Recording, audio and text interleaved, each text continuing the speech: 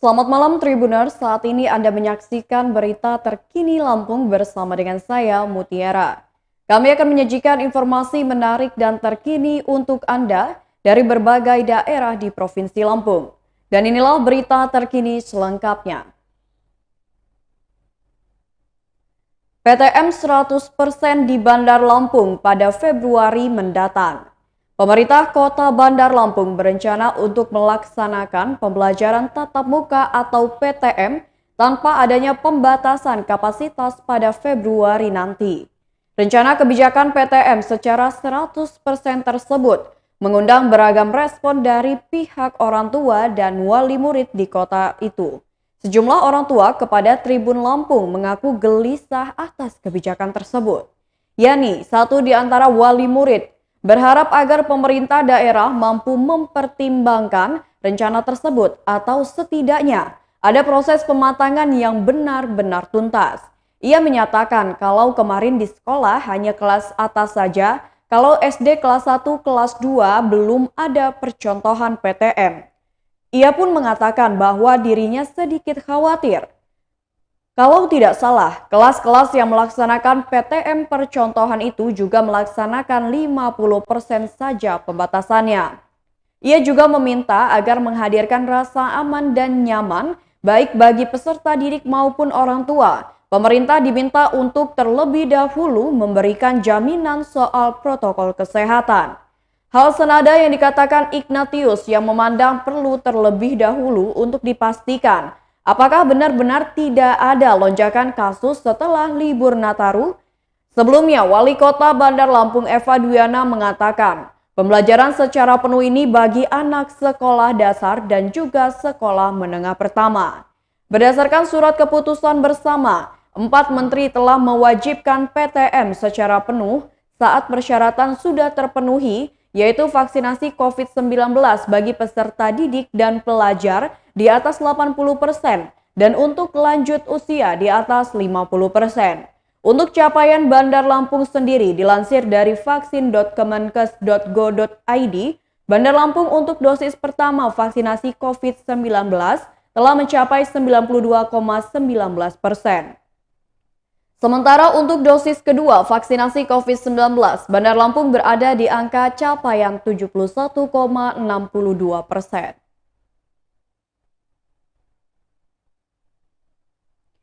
Berita selanjutnya, oknum polisi di Bandar Lampung diduga gelapkan sepeda motor.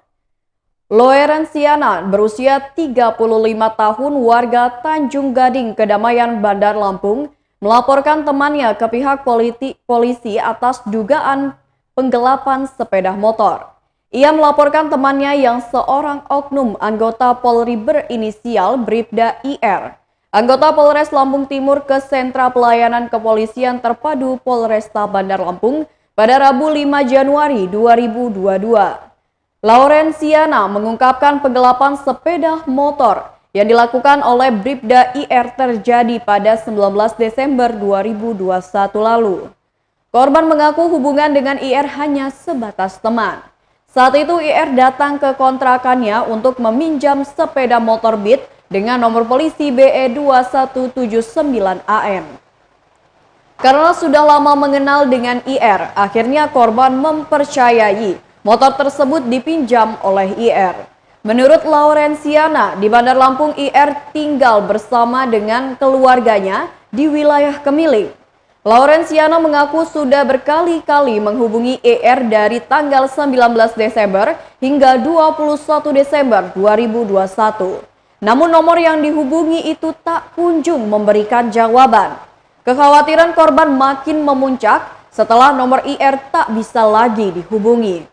Tepatnya pada tanggal 21 Desember mulai hilang kontak. Akhirnya ia mendatangi keluarganya.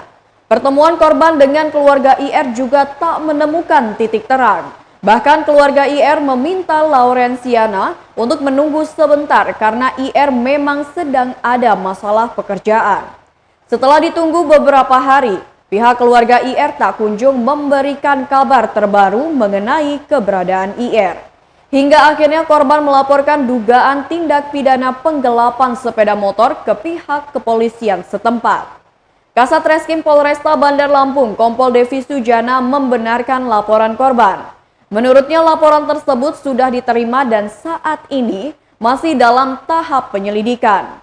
Devi menambahkan, pelapor sudah dimintai keterangan oleh penyidik Satreskrim Polresta. Pihaknya masih menyelidiki apakah benar terlapor dalam perkara ini merupakan anggota Polri sesuai dengan yang dilaporkan korban.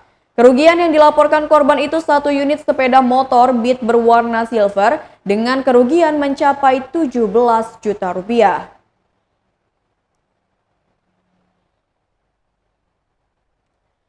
Berita selanjutnya, pencuri gasak motor warga Bandar Lampung. 1 unit sepeda motor milik warga Bandar Lampung hilang digasak pelaku pencurian sepeda motor. Motor Honda Beat dengan nomor polisi BE 2505 ACO itu menjadi sasaran pencuri di Indekos, Kecamatan Kedaton, Bandar Lampung. Pemilik motor Citra Eni Putri berusia 19 tahun mengungkapkan, peristiwa curian motor tersebut terjadi pada hari Rabu 5 Januari 2022. Saat itu sepeda motor sedang digunakan kakak korban untuk menjemput dirinya pulang dari kampus. Citra menceritakan bahwa kejadiannya sekitar pukul 2 siang kemarin. Namun sebelum menjemput, kakak korban ini mampir di indekos temannya untuk buang air kecil. Saat itulah pelaku dengan cepat mengambil motor yang hanya dalam keadaan terkunci stang. Menurut Citra, berselang 15 menit kemudian kakak korban terkejut karena motor sudah hilang. Kejadiannya cepat sekali, mungkin hanya sekitar 15 menit lalu kakak dari Citra keluar, namun motor sudah tidak ada, ungkapnya. Citra menambahkan, saat itu kondisi kosan sedang sepi. Selain itu, kakak korban sempat mengobrol sebentar di dalam indekos, sehingga tidak memperhatikan keadaan di luar. Menurut Citra, setelah kejadian tersebut langsung melaporkan ke pihak aparat kepolisian setempat. Citra berharap aparat kepolisian segera melakukan penindakan dan mengungkap para pelaku curanmor. Sementara itu, Kasat Reskrim Polresta Bandar Lampung, Kompol Devi Sujana menyatakan belum memonitor laporan tersebut. Menurutnya, Polresta Bandar Lampung akan berkoordinasi dengan Polsek Kedaton mengingat TKP di wilayah hukum tersebut. Devi menyatakan pihaknya segera melakukan penyelidikan setelah menerima laporan korban.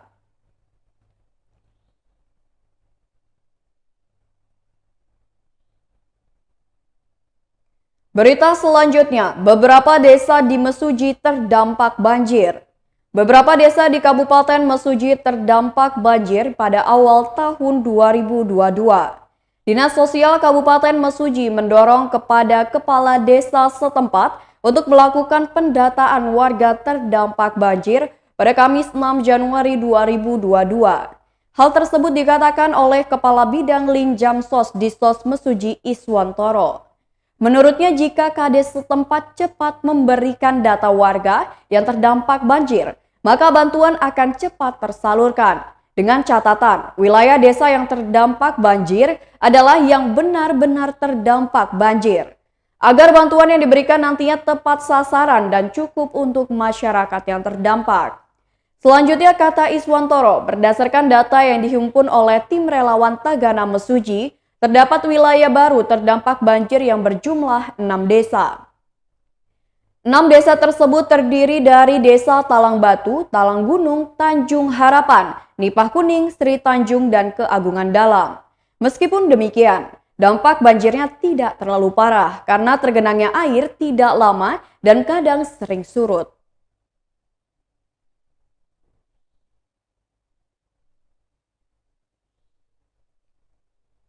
Berita selanjutnya, vaksinasi anak di Lampung Utara mulai dilakukan. Kabupaten Lampung Utara mulai menggelar vaksinasi anak dalam rentang usia 6 hingga 11 tahun.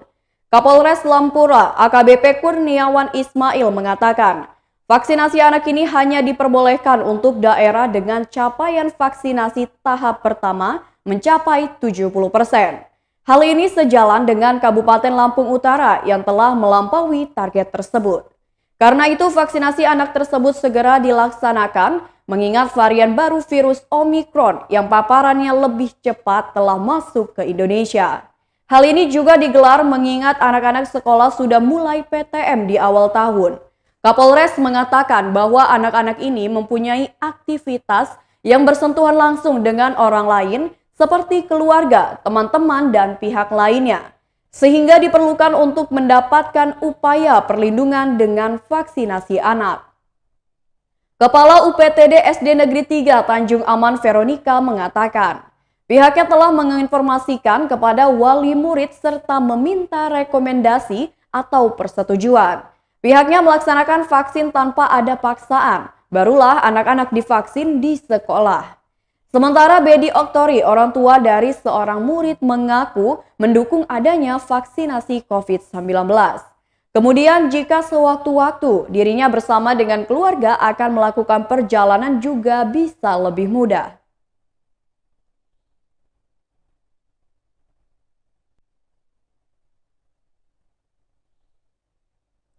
Berita selanjutnya, Disdikbud Metro keluarkan aturan PTM terbatas. Dinas Pendidikan dan Kebudayaan Kota Metro mengeluarkan surat pemberitahuan tentang pembelajaran tatap muka terbatas pada masa pandemi COVID-19 pada 5 Januari 2022. Adapun isi surat tersebut sebagai berikut. Jumlah kuota peserta dan pembagian hari pada jenjang SMP kelas 7, 8 hingga 9 yang sudah mencapai vaksinasi 80 hingga 100%, kuota maksimal 32 orang per kelas, dengan jadwal 5 hingga 6 kali pertemuan dalam 1 minggu, dan maksimal waktu pelaksanaan 6 jam pelajaran per hari, dengan pembagian pukul 7:15 hingga 11:55 waktu Indonesia Barat. Untuk capaian vaksinasi 50 hingga 79%, kuota maksimal 16 orang per kelas. Capaian vaksinasi 40 hingga 49%, kuota maksimal 12 orang per kelas. Dan untuk capaian vaksinasi 10 hingga 39%, kuota maksimal 8 orang per kelas. Dengan jadwal 3 kali pertemuan dalam 1 minggu. Jadwal tersebut dibagi dengan waktu hari Senin, Rabu, dan Jumat untuk absen ganjil dan Selasa, Kamis, Sabtu untuk absen genap atau sebaliknya. Dengan maksimal waktu pelaksanaan 4 jam dan pembagian waktu pukul 7:15 hingga 10:35 waktu Indonesia Barat. Sedangkan untuk SD yang sudah mencapai vaksinasi 80 hingga 100%, kuota maksimal 28 orang per kelas dengan jadwal 5 hingga 6 kali pertemuan dalam 1 minggu dan maksimal waktu pelaksanaan 6 jam dengan pembagian pukul 7 hingga 10:30 waktu Indonesia Barat. Namun untuk capaian vaksinasi 50 hingga 79%, maksimal 14 orang per kelas. Capaian vaksinasi 40 hingga 49%, kuota maksimal 10 orang per kelas. Capaian vaksinasi 10 hingga 39%, kuota maksimal 6 orang per kelas. Dengan jadwalkan 3 kali pertemuan dalam 1 minggu dengan pembagian waktu pada Senin hingga Rabu kelas 4, 5, 6 dan Kamis hingga Sabtu kelas 1, 2, 3 atau sebaliknya. Dan maksimal waktu pelaksanaan 4 jam saja dengan pembagian shift pertama yakni pada pukul 7 hingga 9:20 waktu Indonesia Barat dan shift 2 yakni pada pukul 9:30 hingga 11:50 waktu Indonesia Barat. Untuk PAUD yang capaian vaksinasinya 80 hingga 100%, kuota maksimal 16 orang per kelas dengan jadwal 5 hingga 6 kali pertemuan dalam 1 minggu. Serta maksimal waktu pelaksanaan 4 jam dengan pembagian waktu yakni pukul 7 hingga 11 waktu Indonesia Barat. Lalu untuk capaian vaksinasi 50 hingga 79%, kuota maksimal 12 per orang. Kelas capaian vaksinasi 40 hingga 49%, kuota maksimal 8 orang per kelas. Untuk capaian vaksinasi 10 hingga 39%, kuota maksimal 4 orang per kelas dengan jadwal 3 kali pertemuan dalam 1 minggu dan maksimal waktu pelaksanaan 4 jam pelajaran. Kepala Satuan Pendidikan di masing-masing jenjang sudah menyesuaikan dan membuat surat keputusan tentang jadwal pendidik, mata pelajaran, dan menyesuaikan ketetapan teknis lainnya dalam pembelajaran di setiap tingkat kelas, ungkap Kepala Disdikbud Kota Metro Suwandi pada Kamis 6 Januari 2022. Baiklah Tribuners, itulah berita terkini Lampung bersama dengan saya Mutiara. Selamat malam dan sampai jumpa.